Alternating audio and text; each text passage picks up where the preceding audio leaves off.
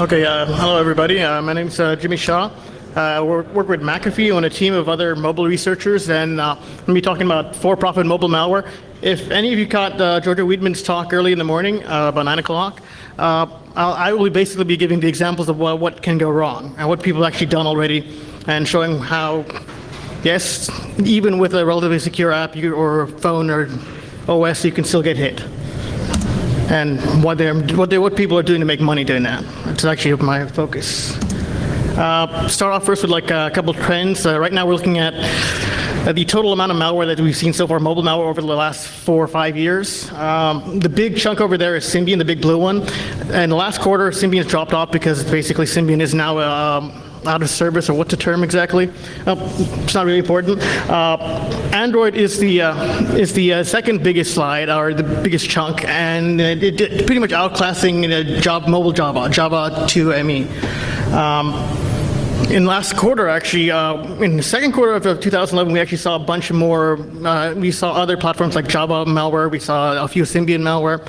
And Android had taken over in quarter 2, and now in this quarter, the third quarter, it's basically been 100% Android, nothing else. No new malware from any other platform, which is a really good trend, showing that basically the bad guys are saying, okay, we made money doing it on other platforms, let's try it at the largest, widest expanse, the less protected frontier. Let's take a look at a couple of historical malware real quick, just to give you an idea what they range from. Most of these malware, they range from like simple ones to complex ones. Let's start with one of the first simple ones. This is Wesburp. It was a very simple premium SMS sending Trojan. It didn't have a GUI, it didn't have anything to signify it was running. And it basically had these couple of files, a couple of image files inside that you could find if you took it apart and said, okay, what's inside this? Nothing special, just send a bunch of SMS. It was like one of the first ones we ever saw, come out 4 or 5 years ago. Something more complex, which actually came out before Wesburp, was Red Browser. Red Browser was, this is actually really funny. I thought this was really, really old and had no impact to any of us nowadays. I mean, it's 4 or 5 years. Basically, Red Browser pretended to be an app that lets you browse the web via SMS. Like, up till the release of Smozzy, I think about a couple of weeks ago on Android, there were no apps that allowed you to browse, no legitimate apps that allowed you to browse websites via SMS or text messages or your text messaging plan.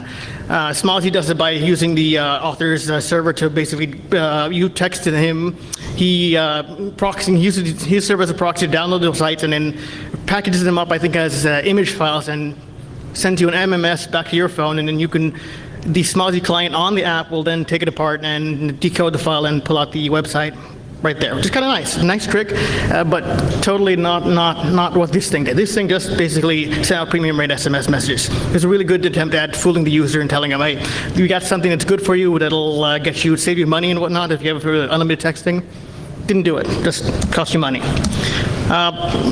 This image basically is the cycle of how it works whenever malware authors go after a new platform. You have the R&D stage, followed by a reuse stage, and then followed by a profit stage. R&D is basically like any of your malware zine writers, like 29A, like a bunch of other magazines that people are writing malware and coming out with that.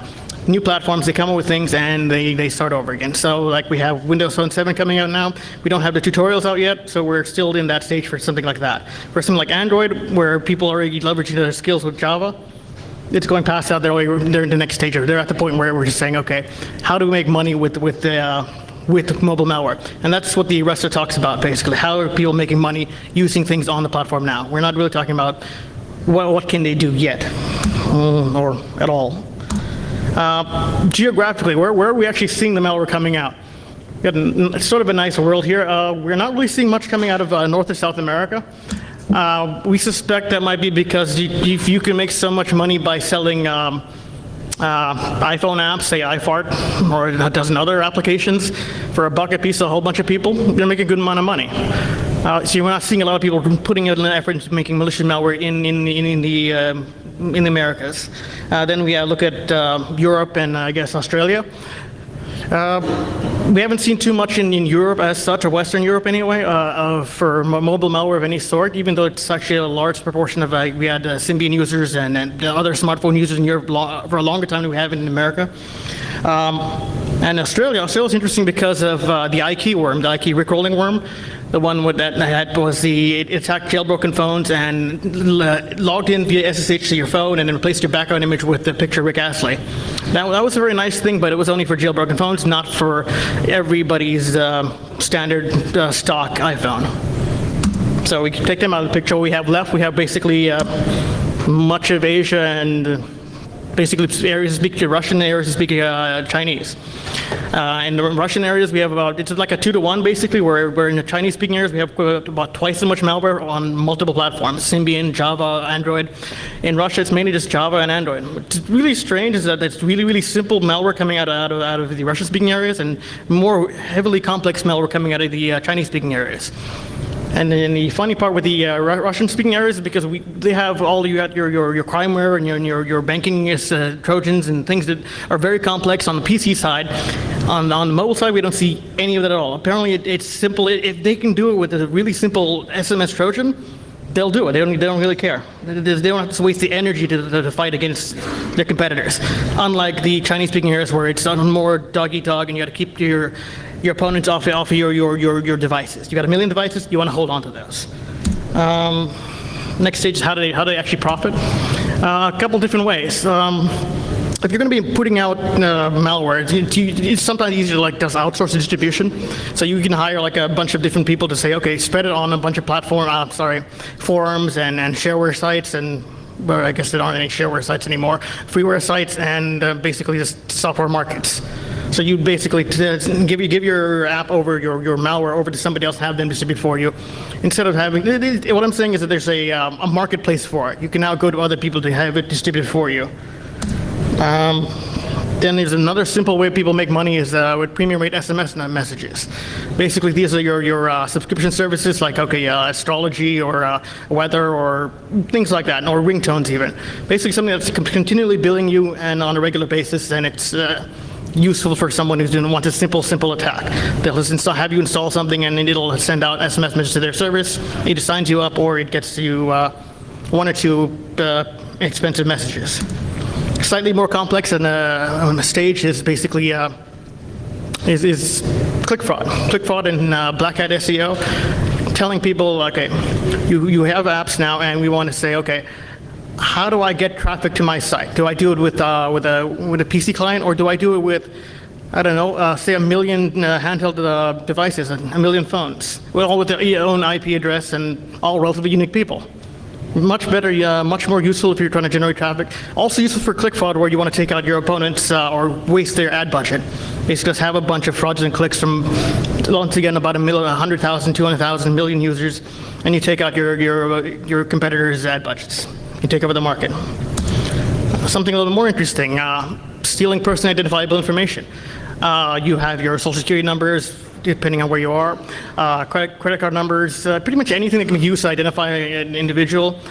That's useful to somebody because they can then take that and get credit cards and get other information, sign up for accounts, all various options you have when you have this kind of information. The thing is, now you can do it like you do with credit card numbers on the PC side, where you steal thousands and hundreds of thousands of various credit card numbers, and you package them up in bulk, and then you resell them to a larger distributor. Who'll then pay you like pennies on the dollar for pennies each for each credit card number, and in the same way for any other account information. You'll get a small amount of money if you're just repackaging and selling it to somebody else.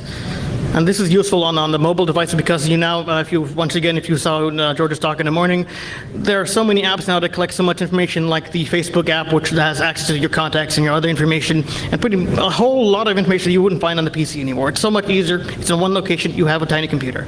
That's where they go with that. This is basically SMS phishing.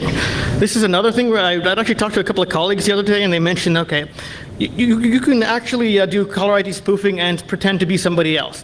We've seen malware that actually will take that to another step. They'll say, okay, we would spoof the SMS. Okay, it's coming from my bank. It looks like it's coming from my bank. It kind of looks like, but that number doesn't look normal. I get messages from my bank all the time. That's not the number. you feel a little suspicious. You think, okay, this could be something else. With caller ID spoofing, that can counter that. Another way of countering that is like this other malware that's coming up. It injects the malware into your inbox, the SMS into your inbox, so you can actually spoof the entire address, spoof the content, spoof everything you need to do in the message so it looks 100% authentic. Looks like a duck, smells like a duck, probably from your bank. And let's see. Okay, this is once again stealing stored value accounts. You can steal basically from QQ accounts in China, which you can hold amounts of money in your account and then you resell it to somebody else, or a Skype account that has value in it, or basically any account that you store money in that isn't a credit card account or what else are we stealing here? Or like a Facebook account, something that actually has actual stored money in it. And that's another target for malware authors. We have examples of some of these coming up. Let's look at actually some detection and evasion methods. How do malware authors hide their attempts from both the user and from analysts? There's some simple methods. Infecting other apps. This would be like infecting or pretending to be other apps. The basic one is Trojan. The more complicated one is inserting your malicious code into another app. This is interesting because we haven't actually seen any apps that do it automatically, like an infecting virus, where you'll have your one virus infecting every clean app on your system. We haven't seen that yet. What we've seen with Droid Dream and a few other apps on the market is basically 50 or 60 apps that look like they've been modified manually. Because if it were automatic, you'd have millions of apps, not 50 or 60. So on Java and mobile, and on Symbian, they got chat clients, they got adult entertainment clients.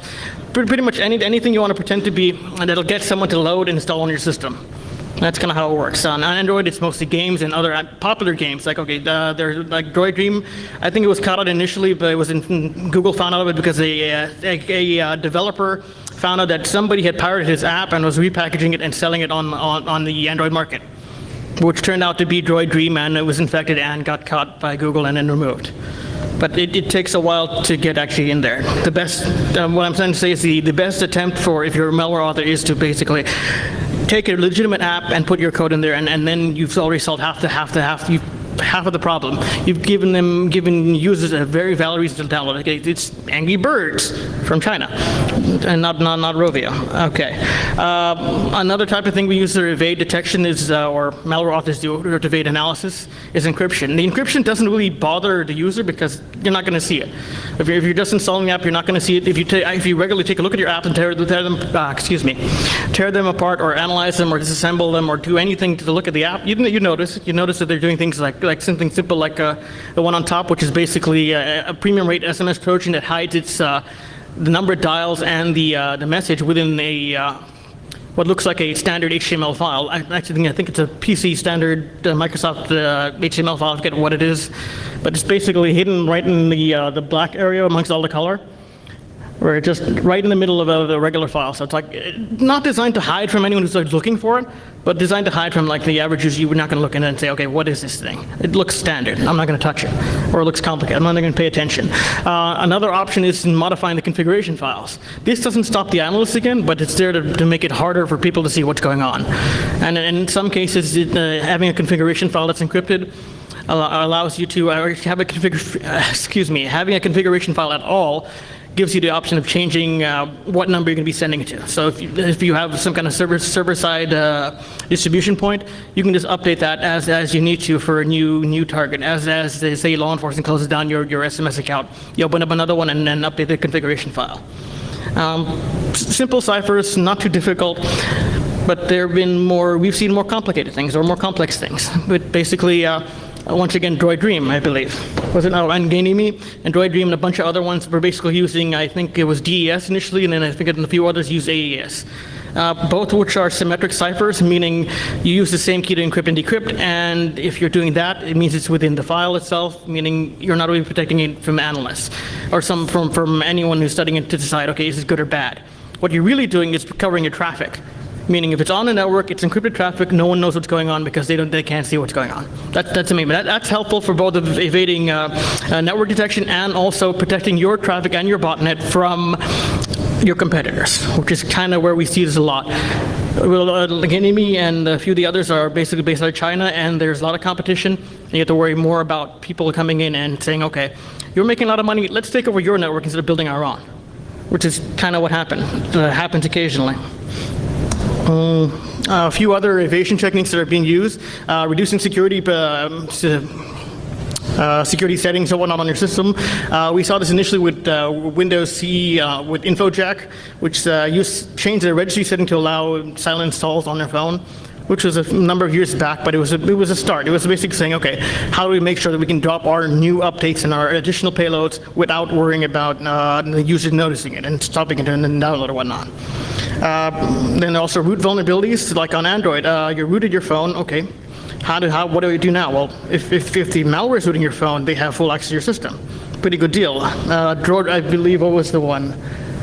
It started with DroidDream, but now we've seen about 3 or 4 other versions of malware that uses similar exploits that you use by DroidDream, just repackaged or once again encrypted to avoid detection or avoid antivirus from picking it up in some cases. Just so they can root your phone and then take over. So once again, malware doing this. We haven't seen the same thing on iPhones yet. I mean, the concept is like if you saw George's talk early in the morning, yes, you can go after Android, you can go after iPhone because it's much the same technique. Jailbreaking does a number of things. First, it unlocks the device, breaks you out of the jail directories and gives you access to the entire file system. Then it also patches out the kernel so that it disables code signing so you can run any code you want. And I think it does a few other things, not sure exactly. And so if you go to jailbreakme.com with the write firmware, it's a one-click step, a drive-by download basically if it were something malicious, and it lets someone take over your phone. The only time we actually seen this in action, meaning we haven't seen it in a while at all, was at TourCon last year. Eric Monti did a demo where he took the jailbreakme.com 2.0 version, I believe, and the exploit, which put out, when you visit the site, it was a PDF, a malicious PDF, and it put out a couple messages once it ran the exploit, the shellcode. I popped up a couple of messages saying, okay, we're doing this now, and then this, and then that, telling you all the various steps that are happening during the jailbreak. Now, what Eric did was he took out those messages, took it all out, made it completely silent, so it was a silent drive-by download, and he added code to do key logging, or at least detection of input from in the keyboard or whatnot. When he ran it against, I believe, one of the very popular credit card reader device that you plug into an iPhone, and I'm not going to mention what the name of the service is, right? But essentially, he did that, and he was able to read the digits on the device. So this is like a stock, stock iPhone, same OS that you get on this term, like reflashing it with iTunes and whatnot, and you get full access just by having you visit a website. So yes, you can do it on iPhone, yes, you can do it on Android, yes, you can do it on pretty much any smart platform. Okay, I think we mentioned earlier BlackBerry. Not really, because BlackBerries are mostly Java phones with like very restricted access. I think there was only one attempt at doing the drive-by, which was Pwn2Own at CanSec West, I think last year also. It was basically a WebKit exploit that they spent a lot of effort and time to actually develop and go after BlackBerry devices, but generally not a common exploit. Let's look at some actual examples now. Java, J2ME, mostly these are simple applications. So once again, mostly coming out of Russia, not too difficult, not too complicated. It's a very simple thing. It basically does SMS sending Trojans for the most part. This one's a little bit different, or a little bit more complex of the simple ones. SMS free, it's had a number of different variants. Some are once again like the chat programs or the adult entertainment programs, or pretty much anything that'll get you to install something popular and run it. And of course, it doesn't do what it says it does. What it does do which is good for the malware writer, is that it's customized for various countries. So like, if you were in, say, the Ukraine, you're not going to be running a number for Russia in there. So you don't have to worry about, okay, it's just running. Like even if you run the same malware in the US, you're not going to get paid, because we don't have service for that short short SMS code that you're sending to. So that's actually customized for various countries. This is actually an improvement. This is like later in the stage of SMS, but still very, very simple. Something slightly more complicated, I guess, vCon Pass. vContact is a very popular social network in Russia and Russian-speaking areas. It's like Facebook pretty much, and so this app pretends to be the mobile Java client for that, which is something someone would download, like Angry Birds, right? Same kind of thing, very popular. You type in your name, your username, your password, and boom, it sends an email right to the author.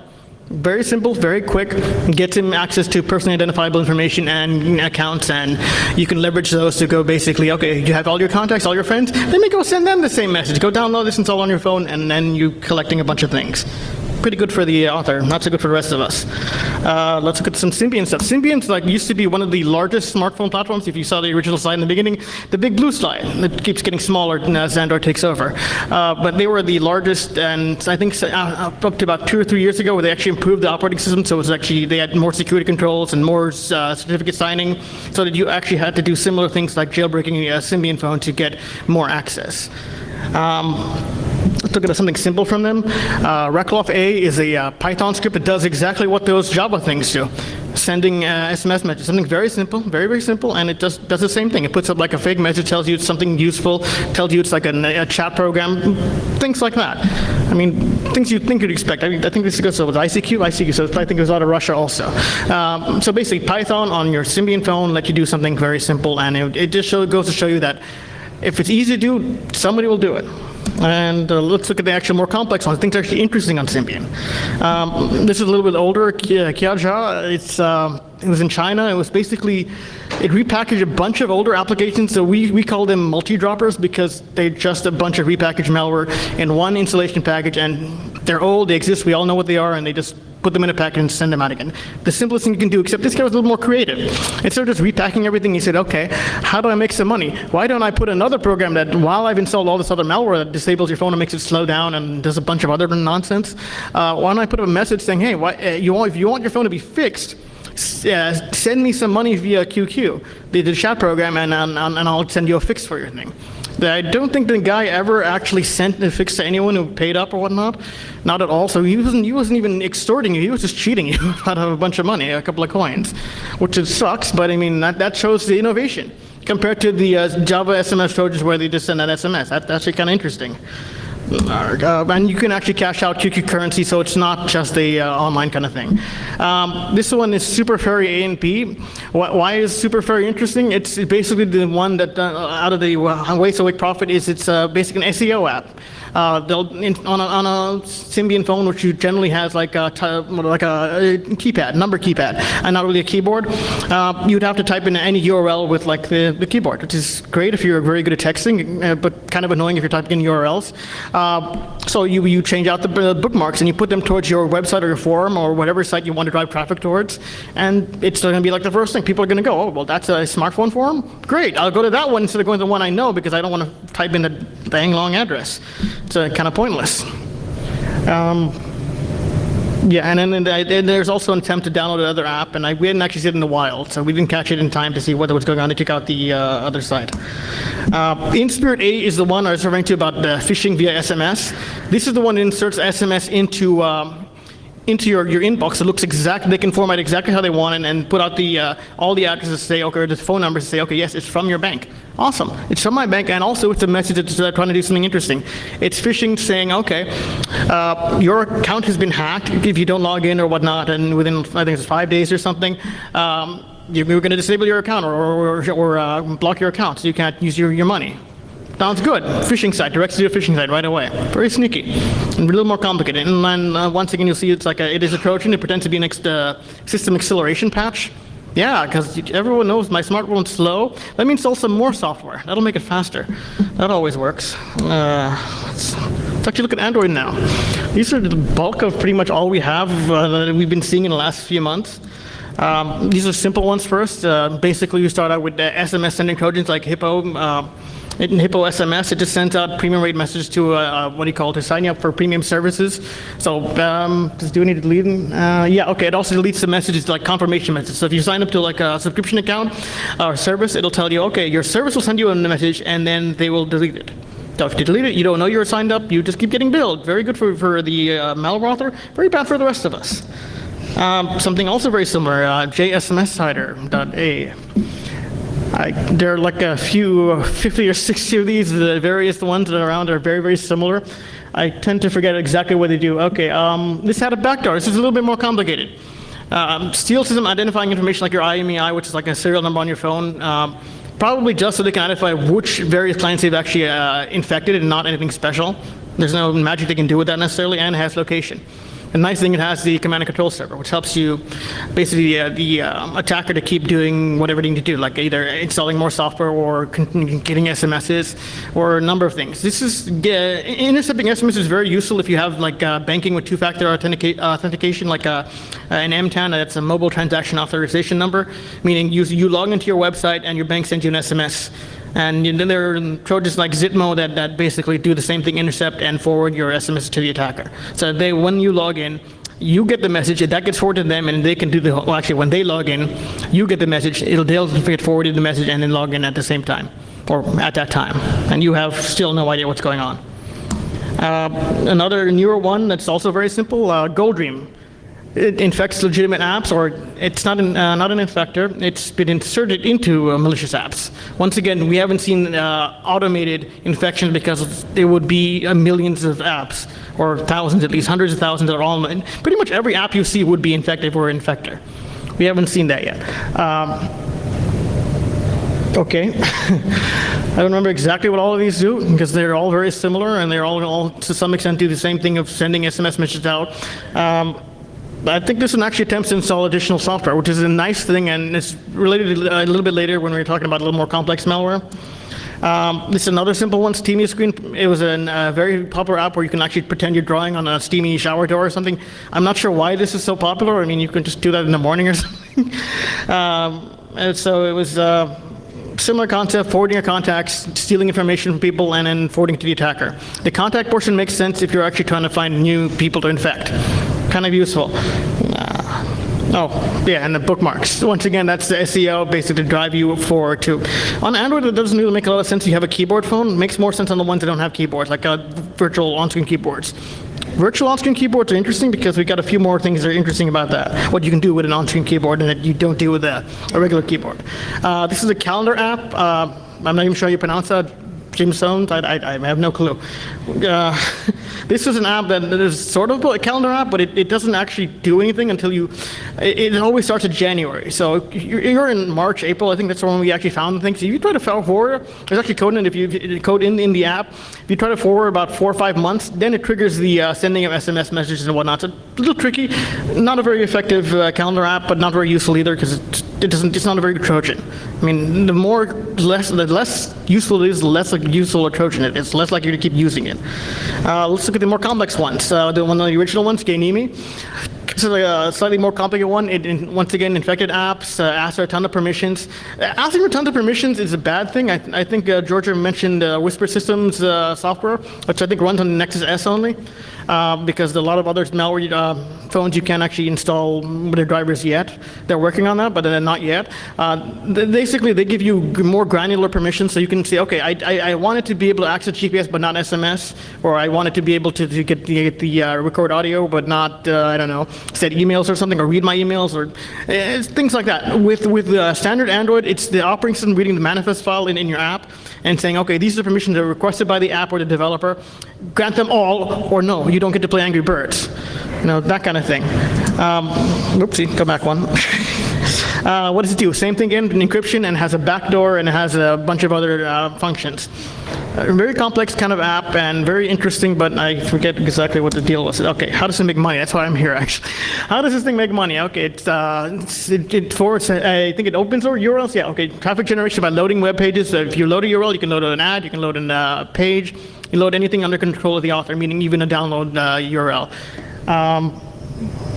Yeah, and forwarding SMS and forwarding content. Basically the same things you do with the simple apps, but with encryption and a few other, and the possibility to upgrade your app. This is tsent.a. It's named after the manufacturer publisher of the QQ messaging system, and it's named like that because it actually goes after security software that's provided by the QQ instant messaging service. They're trying to protect the users, and at the same time, this thing is going after them and deleting them first, getting them off the phone. Okay, you have AV or something? Goodbye. Which is a good technique, and it basically doing everything the simple ones were, but taking it a stage up by going after security software. So starting the whole cat and mouse game where we detect them, they detect us, and we go back and forth. Something along those lines. It's a step up. Cruise with A. It's another very similar one. I forget exactly what this one does. Okay, yeah, this one attempts to delete software. I believe it was, we suspect it was a port of Symbian malware, because the code to delete software was designed to delete software from the Symbian phone, meaning it has the same directory paths and has the same naming for your applications on the device. Something you would never find in an Android phone. Meaning the people who are writing the complex Symbian malware in China, they said, okay, let me just port that code. I got a short deadline. My boss is going to kill me or something, literally. So I mean, they basically take what they have and they put them together. This is similar to one of the first Android Trojans, which was, I think, fakeplayer.a or something, which was essentially the equivalent of a J2ME Java mobile Java Trojan in Android, because Android is programmed roughly, is written in Java, or at least the code is source code written in Java and then converted to the Dalvik virtual machine. For the most part, it's Java's Java, and it kind of works like that. If you're a programmer, it's about the same all the way through. On the other side, there are differences, but it's not that relevant. It just means it's easier to go take one thing and move it away quickly. Droid Kung Fu, another one of the more complex ones. I think this is the first one to use or one of the first few to use the encrypted root exploits. So like the other ones were using, I think Droid Dream was using the unencrypted root exploits that were used to root your phone. They said, okay, let's add some encryption to hide from antivirus software and get to more base. The funny thing is, while these malware are using root exploits, they're not writing their own exploits. They're just taking whatever existed by legitimate rooters, I guess, whatever the term is, people who want to root their phones and people who are developing these root exploits, they're just taking those and repackaging them, because I guess it's cheaper for them to do it that way than to spend the resources to write their own. I don't know what I'd say about that, but that's kind of what they're doing. But it does the same thing again, loads URLs, and then they basically do the SEO to make money. And then the concept of the encryption is it also, once again, keeps their opponents off of their devices. It would be on a PC, it'd be your system. On a million devices, it's a million, it's your entire botnet of phones. Yeah, botnets. PJ app. This is another in a bunch of infected apps. Very similar, very simple concept, but I think it has a backdoor in it too. Yes, also it has a back. The complex portion is it includes a backdoor so that you can, the author or the malauthor or the gang that does this can keep updating their software as they need to fight against other Android malware writers who are improving their game, upping the game. They're going to match it or surpass them or take them out. I believe we saw something similar on Symbian, where a few of them were trying to delete other malware on device. Just a good concept to do. You know, it's like Core Wars. Okay, viruses fighting each other, right? This is an interesting one, Top Plank A. This is some interesting code that actually downloaded code from another place, from the attacker server, and uploaded it within itself. So like load code via a class loading mechanism in Android. So you'd say, okay, instead of like, okay, I should mention quickly that John Oberheide did the Twilight app. It was, I think it was Rootstrap. I forget exactly what it is. Rootstrap was essentially software that he gets you to install on your phone, one way or another, code, what he calls social engineering the user to install on your phone, and then it downloads the exploit code or whatever new exploit code from a server controlled by him, which is a very neat technique. The Twilight app, unlike if you did see George's talk, it isn't quite a botnet. What it actually did was, well, he got about 200,000 downloads and about 100 complaints from Twilight fans who are like pissed because there were only 2 pictures. So there's like the preview picture on the Android market and the one in the app. Like, where are the pictures? It came out right before the new Twilight movie, so it was like perfect timing.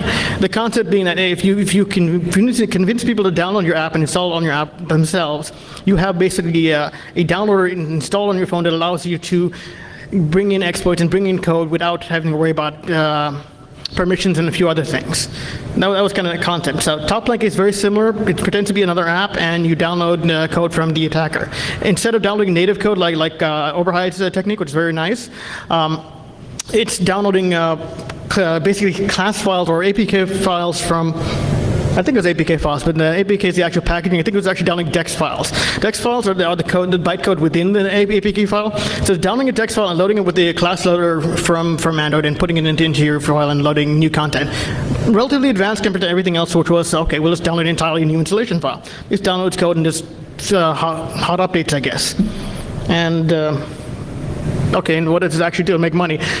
What it makes the money, not as interesting as what it does to get there and get it on your phone.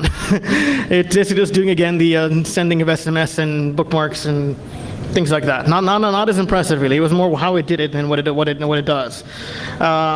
It's like this with some of these, since we're just still at a relatively new range of Android malware or new attackers. Some of the more interesting parts are what they do and not so much how they make the money. But something like Base Bridge. Oh yeah, notable once again because it kills security software, which is the next step up. It's where you no longer care about just your own malware and taking over one device yourself or 1,000 devices yourself. You're now worried about the rest of the ecosystem. Is something going to take me out? Makes it a little more complicated. Makes it closer to, I guess, artificial life. The virus techniques, basically. Once again, sending SMS messages to sign up for services and making money for the authors. Not a really exciting technique to make money, but a very, very reliable way. This is an interesting one, Nikispy.a, notable for recording conversations. Basically, you have a conversation on your phone, it records it, saves it to a file, sends that recorded file to the attacker. Very nice technique. This is the first malware we saw it done. We've seen spyware do something similar and a bunch of other platforms doing it. And then once again, if you can get audio, you can get credit card numbers and social security numbers and so forth. GoldenEagle.a, very similar. Also records calls and then whatnot, and for an attacker. I forget exactly what all of these do. Some of them are quite similar. So we got social security numbers, you get credit card numbers, anything you can speak, account names, personal names, and any personally identifiable information. I'm thinking this is useful mostly for someone who's going to be sitting on their phone for a long time and not a hit and run attacker. It's like, okay, we're sitting here because you can't guarantee when someone's going to speak about a name or whatnot. That's actually solved by a few other interesting things. The more something like SoundComber, which is a proof of concept academic app. It was in 2 pieces that use very few permissions, so it's not those laundry list of Apple permissions like, oh, I need everything on the device to access. I think it has a hardware control for recording, and it has I think internet access. I think those are pretty much it. So 2 pieces. So what it does is interesting. The recording portion records the audio when you connect to an IVR. So similar to Warvox, they have a fingerprint for a number of IVRs, like your credit card company or whatnot, and so they know what portion of the call where you're in the section that says input your number. So it's either they can do it 2 ways, either by getting the keystrokes when you type it in the keypad, or number 2, getting the audio and then converting the DTMF, decoding DTMF and converting the digits, and then just sending the digits back to the attacker. A little bit of bandwidth, a little bit of work, but a very interesting concept. SoundCard, I mean, that's how they do it. They grab the credit card numbers. That's kind of how they make money. Another one, more recent, TouchLogger. This is another interesting academic project. We haven't seen any of these in real malware yet. These are quite interesting. So this one, once again, I was talking about on-screen keyboards. So if you have a physical keyboard, you can just read keystrokes, right? On-screen keyboard, you'd have to get like read keyboard and active permission. This one doesn't actually need that. All it's doing is reading the sensors on your phone, which is like your accelerometer. Not a bad thing. I mean, they even say in the research paper, like, what's the next step? There are now web interfaces that allow you to read the sensor. So essentially, it's reading the accelerometer to see, okay, when you hold the phone in your hand and you push the 1 button or 2 button or the 9 button, it can tell out of all those nine number buttons, by the movement of the sensors, roughly which button they are. So they have a profiling app on the PC that finds those things and then spits that out and produces a database that can be used by a second app, which would be a more Trojan. They haven't actually built a Trojan app, but they have done the profiling of various devices using a specific keyboard. Very unique technique, and it takes over for on-screen keyboards. And once again, it would be something for grabbing account numbers and credit card numbers and the like.